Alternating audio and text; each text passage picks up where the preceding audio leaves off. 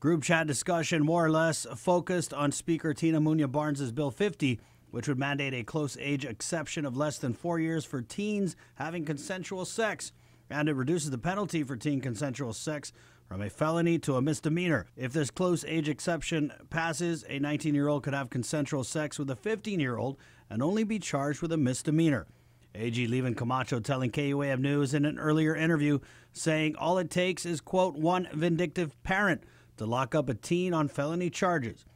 Dr. Ron McNench, Board of Education member, meanwhile disagreeing with AG Levin Camacho's choice of words. I call that a responsible parent, not a vindictive parent.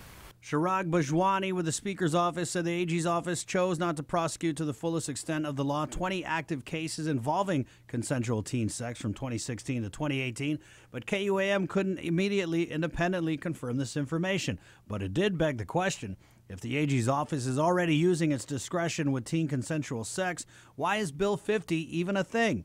Bajwani tells KUAM News that the Speaker's office may have introduced the measure, but the AG's office did all the legwork. We never actually wrote the bill. They came up with the language, they came up with the idea, and what we did was just facilitate the discussion. Now, this echoes similar statements made by Speaker Barnes. Again, at the request of the Assistant Attorney General, having meetings with this 35th Guam legislature, that we decided to make sure that we fix up the provisions that are already in place and follow the guidelines that they've recommended. Bajwani also confirmed that the Speaker's office has heard concerns about the close age exception of less than 4 years, which in some states is a smaller window than the one Bill 50 provides, and other states employ a sliding scale with different close age exceptions for different ages. Some of them have issues with the 4 years. They have recommended maybe bring it down to 3. And I've spoken to some members of the Attorney General's office who are amenable to the 3 years. Right. So let's continue having this discussion. McNench telling KUAM News the 4-year age exception is really about a bigger issue for parents.